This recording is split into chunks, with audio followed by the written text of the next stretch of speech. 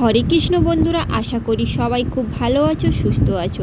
আমিও খুব ভালো আছি। প্রীতি জানা ব্লগে সবাইকে অসংখ্য অসংখ্য ধন্যবাদ। আর দেখো, আজকে আমাদের বাড়িতে রান্না পুজোর একটা আকর্ষণীয় খাবার হলো সজনে শাকের সঙ্গে নারকেল কুচি দিয়ে ভাজা।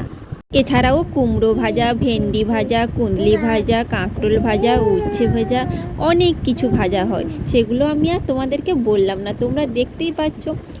শাক দিয়ে লটপটি হয়েছে, আর দেখো মাছের সর্ষে বাটা হয়েছে, আর এই যে লাল ডকডকে জুস, নিশ্চয়ই বুঝতে পারছো মাছের ঝোল। আর আমাদের বাড়িতে যেসব গেস্টরা খেতে এসছেন তাদের জন্য বাটিতে করে একে একে সব মাছ আর আলু করে আমরা বেড়ে নিয়েছি, পরিবেশন করব। এবার চলো তোমাদের সঙ্গে শেয়ার করি একটা জিনিস। এই যে দেখতে পাচ্ছ তিনটা ভাতের হাঁড়ি।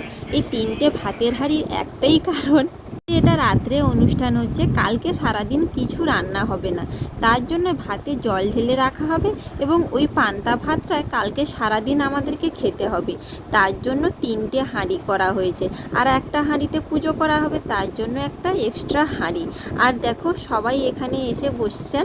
আর এই অরন্ধন অনুষ্ঠানে অনেক আত্মীয় স্বজন এবং পাড়া প্রতিবেশী এবং দু চারজন গণ্যমান্য ব্যক্তিদেরকে ডেকে খাওয়ানো হয়। তো আমাদের খাওয়ার রেডি। এবার একে একে করে মামন, আমাদের ভাগ্নি, পাতা দিচ্ছে।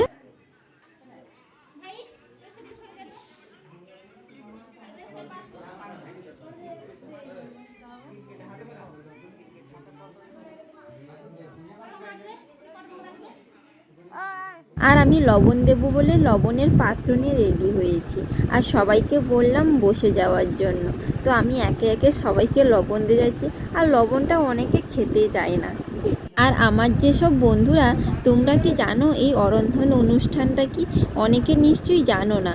আর যারা যারা জানো বা যাদের বাড়িতে এই অরন্ধন অনুষ্ঠান হয়, তারা একটু প্লিজ কমেন্টে জানিও, কিন্তু স্কিপ না করে পুরো ভিডিওটা দেখতে থাকো শেষ পর্যন্ত কি হচ্ছে। জলটা দিয়ে দে।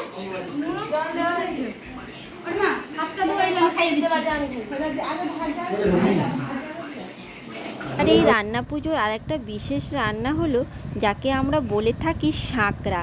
সাঁকড়া কি জানো? লাউ, কুমড়ো, চালতা দিয়ে এই রান্নাটা হয়ে থাকে এবং খুব টক টক খেতে লাগে। তার সঙ্গে চালের বাটাও দেওয়া হয়, আর এত সুন্দর খেতে লাগে না, উফ কি বলবো। আমার দুজন ভাগ্নি খাবার নিয়ে রেডি। একজন ভাজাভুজি নিয়েছে, আর একজন নিয়েছে, হ্যাঁ, আর একজনের হাতেও তো ভাজাভুজি। ওরা কনফিউশনের মধ্যে পড়ে গেছে যে আমরা কী রকমভাবে পরিবেশন করব। এত কিছু ভাজা হয়েছে। তো আমাদের বাড়িতে আজকে কত রকমের ভাজা হয়েছে জানো? 8 রকমের ভাজা হয়েছে। এবার আসি মূল কথাতে। অনেকে হয়তো জানো না এই অরন্ধনের মানে কি।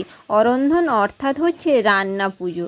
আচ্ছা, বছরে তো আমরা সারা মাস এই উনুনের সঙ্গে যুদ্ধ করে রান্না করে সংসার চালাই, আর এই বছরের একটা দিন আমরা উনুনকে রেস্ট দিয়ে থাকি। ব্রহ্মাদেবও চায় একদিন বিশ্রাম নিতে, তাই এই বছরের একটা দিন আমরা তার আগের দিন রান্না করে রেখে দিই রাত্রেবেলা, ওই খাবার সারাদিন কালকে সকালে খেয়ে থাকি। কিন্তু সেটা আমার শাশুড়িরা, মায়েরা, আমার দিদারা, ওনারা মেনে এসছেন, কিন্তু আমরা এখনকার প্রজন্মের ছেলেমেয়েরা হয়ে সেটা আর মানতে পারি না। আমরা তো ভাত না হলে খেতেই পারি না। ওই পান্তা ভাত অনেকেরই হজম হয় না। তাই আমরা এখন কি করি জানো? দিনের বেলাতে উনুন জ্বলে না, কিন্তু গ্যাসে রান্না করে আমরা খেয়ে নিই। আর এই সব ভাজা ভুজি, এত কিছু তরকারি নিশ্চয়ই থাকে না তার পরের দিন পর্যন্ত সারাদিন। তার জন্য আমরা এখন ওই পদ্ধতিতে রান্না করেই খাই। আর দেখো, এখানে রান্না পুজোর জন্য উপকরণ রেডি। রান্না পুজোর জন্য কি কি লাগছে জানো? এটা হচ্ছে কলমি শাক, বাঁশপাতা, ফুল, সঙ্গে দুধ, আর যার বাড়িতে যেমন ফলের আয়োজন থাকে সেই রকমভাবেই উনুনের পূজা করা হয়। তো আমার শাশুড়ি মাই এই পুজোটা করে থাকেন, আর আমারও এই নিয়মগুলো মেনে চলতে খুবই ভালো লাগে। আর আর আমার বাড়ির দিকে উনুনগুলোই এই রকমই হয়ে থাকে।